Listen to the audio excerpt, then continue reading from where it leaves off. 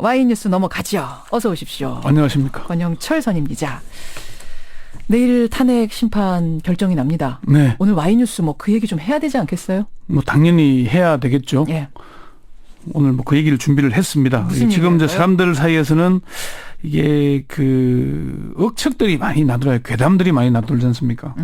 누가 뭐 반대한다, 누구는 기각한다, 이 나와서 그런 얘기들이 참 많이 나오고 있어요. 카톡을 통해서 저도 많이 받아요. 하루에도 몇 통씩 받고 많이들 받고 계실 거예요. 근데 그게 사실은 심판 결과를 예단하는 것은 이제 억측이고 뭐 추측일 따름이지 그게 사실이 아니다. 분명히 얘기해야 되고 예. 그리고 헌법재판관의 성향에 따라서 무슨 뭐 결과가 달라질 거다 이런 것도 헌법재판소의 구성을 잘 몰라서 하는 얘기들이거나 예. 언론들이 그냥 뭐 일반적으로 쓰는 보도의 경향일 따름입니다. 그러니까 지금 몇 대 몇 이건 다 사실은 추측에 기반한 거지. 어떤 것도 정말 누가 평의를 듣고 혹은 평의에서 참여했던 재판관이 흘리는 이야기는 아니란 거잖아요. 그렇죠. 그게 뭐 그렇게 나오는 것은 개인적으로 또는 법률 지식이나 헌재 관련 경험이 있는 사람들이 개인 의견으로 그런 추측을 얘기할 수는 있어요. 그렇죠. 뭐 그렇게 할 수 있지만은 헌법재판관이나 언론에서는 그런 구체적인 말을 하지도 않고 보도도 예. 하지 않습니다. 예. 그리고 헌재를 지금 취재하고 있는 기자들이 탄핵 사건과 관련해서 출입 기자단 규약을 만들었는데 예. 주문을 미리 빼낸 보도를 하거나 주문 전 판결에 영향을 미칠 수 있는 단정적 보도를 하지 않기로 했거든요. 아, 단정적 보도를 못 하게 돼 있어요. 그러니까 몇 명이 기각한다, 몇 명이 뭐 했다 이런 식의 얘기는 하지 않도록 한 겁니다. 그래서 그런 나오는 거는 다 몇 대 몇이라고 나오는 것들은 다 추측이거나 예. 억측일 따름이지 이게 사실이 아니다. 그래요. 네. 그러면 어떤 재판관이 보수 성향이다, 어떤 재판관이 진보 성향인데 그게 몇 명 있다, 뭐 이런 것도 다 추측이에요. 법관들은 기본적으로 보수적입니다. 보수라는 의미가 우리가 네. 사회에서 언제부터 무슨 좀 나쁜 이미지처럼 가고 있잖아요. 맞아요. 수구적이거나 뭐 극우적인 성향을 보이는 사람까지 다 보수라고 얘기하다 보니까. 그러니까 친여면은 보수, 친자면은 진보 우리는 그렇게 보는데 좀 좁게 보는 경향이 있죠. 아니, 너무 넓혀서 보는 거죠. 그런가요? 무조건 보수라고 그냥 하는 거죠. 예, 그러니까 보수라는 것은 지킬 가치가 있는 전통이나 명예나 질서나 이런 걸 지키는 사람들을 진짜 보수는 그렇다. 보수는 그런 거거든요. 그리고 법률이란 것은 사회의 변화를 뒤쫓아가잖아요. 그러다 보니까 보수적일 수밖에 없는 겁니다. 따라서 법관들은 보수적이고 최고의 법관인 헌법재판관들은 누가 지명했느냐가 다를 뿐이지 예. 기본적으로 보수 성향입니다. 그런데 일부 언론에서 대통령이 지명한 재판관은 보수적이고 네. 또 뭐 새누리당이 추천했으니까 뭐 보수적이고 야당이 추천했으니까 진보적이라는 얘기는 그냥 편을 가르거나 그렇게 보도의 편의를 위한 것이지. 그렇긴 해요. 그리고 사실은 저는 이게 그 탄핵 심판이 진행되면서 예. 언론이나 정치권에서 촛불 집회 대 태극기 집회, 탄핵의 인용이냐 기각이냐 이런 식으로 막 프레임을 짜잖아요. 예, 예. 그래서 사실 저도 그런 질문을 참 많이 받습니다. 정말 이러다가 기각되는 거 아니냐 이런 얘기 많이 지금 듣거든요. 특히 기자들은 어느 자리에 가든 다 이 질문 받죠. 빠지지 예. 않고. 근데 분명한 것은 법률과 상식으로 사안을 보면 됩니다. 예. 정치권이나 일부 언론들이 의도하는 프레임에 갇혀서 고민하거나 걱정할 이유는 없다고 봅니다. 참 좋은 말씀이네요. 법률과 상식으로 이 사안을 보면 된다.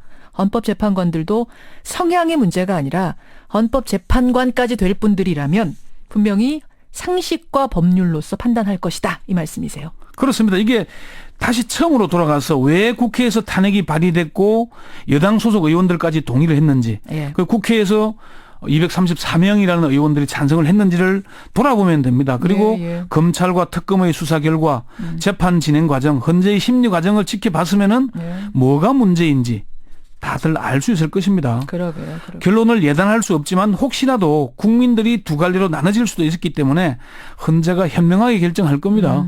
오늘 와이뉴스 주제. 네. 헌재 탄핵 심판 재판관 성향과 상관없을까? 상관이 없다면 왜 상관없을까? 여기에 대한 답이 되겠네요. 그렇죠. 그게 뭐 헌법재판관들이 기본적으로 성향이 그런 데다가 재판관들이 성향에 따라서 달리 보지는 않습니다. 중요한 사안이기 때문에. 그러니까 가령 예를 들어서 뭐 동성동본 금혼 이런 문제는 사실 여론이 다양하잖아요. 다양하죠. 그러니까 제가 뭐 구체적 긴 예를 들 수는 없지만은 예. 미국에서도 흑백 갈등이 얼마나 민감한 문제입니까? 예. 미국 대법원이 이 문제를 의견이 달랐지만은 결국 9명 전원의 찬성으로 위헌 결정을 한 적이 있습니다. 이런 질문 들어왔습니다. 만약 대통령 파면이 결정이 되면 네. 아까 이제 그 박범계 의원하고는 얘기했어요. 바로 방 빼야 되는 거고 바로 대통령의 모든 직무가 정지되는 거다. 그럼 박 대통령에 대한 수사는 어떻게 되는 거냐? 청취자 한 분이 질문 주셨네요.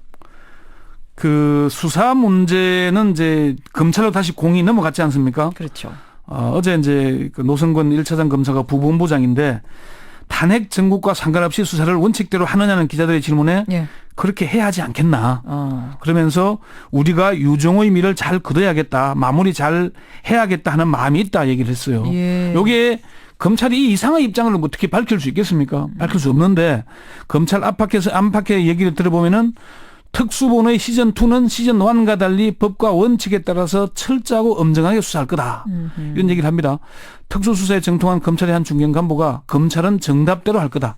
그러면 선택의 여지가 없다. 제가 좀 구체적으로 질문 드릴게요. 정답대로 할 거다. 유종의미 잘 거두겠다. 네. 그렇다면 네. 대통령이 파면되는 즉시, 즉시가 어느 정도를 즉시라고 해야 될지 모르겠습니다만 진짜 대통령을 구속 수사까지 할 수 있을까요? 지금의 검찰이? 그러니까 대통령이 파면되면은 곧바로 대통령직에서 끝나잖아요. 그렇죠. 그럼 바로 선거 국면입니다. 예. 60일 이내에 대통령 선거해야 되고 예. 현재로서는 내일 결정하니까 5월 9일이 대선일일 겁니다. 그렇죠. 그러면은 그런 얘기들이 많이 나옵니다. 대통령을 구속하기에는 선거에 영향을 미치니까 좀 수사를 유보하지 않겠나. 그런 얘기 나오거든요. 그런 얘기가 많은데 이게 예. 1997년을 예를 들어서 얘기하는데 네, 예. 1997년에는 대선을 앞두고 당시에 야당이 의혹을 폭로했기 때문에 검찰이 수사를 유보했던 것이고요. 이번 사안은 분명하게 다릅니다. 왜 5월 대선이 치러지게 된 겁니까? 대통령의 잘못으로 인해서 그렇죠. 치러지는 거죠. 대통령의 잘못 때문에 탄핵이 이루어졌고 그 때문에 5월 대선이 이루어지는 거잖아요. 그렇죠. 그런데 대통령이 파면된 뒤에 수사를 유보하는 게 대선에 영향을 덜 미칠까요? 아니면은 법과 원칙에 따라 수사하는 게 영향을 덜 미칠까요? 이것도 상식으로 판단하면 되겠네요. 그렇습니다. 상식에 속하는 문제고 한 중견 법조인은 청와대에 나오자마자 곧바로 검찰에 나와 통보하기는 그럴 것이고 다음 주 중 내일 결정되면은 다음 주 중에는 소환을 통보하지 않겠나. 아하. 그렇게 본다고 얘기를 합니다. 그러니까 이거는 모두 다 탄핵이 인용될 경우를 가정하고 지금 말씀드리는 거죠. 탄핵 인용이 바로 인용이라는 표현이 없고 파면입니다. 대통령이 파면될 경우에. 예. 그리고 검찰의 한 관계자도 이 사건은 유보가 불가능하다. 대선의 영향을 우려해서 수사를 멈춘다는 건 논리적 모순이다. 또 수사가 늦춰질수록 대선의 영향을 더 미치게 된다.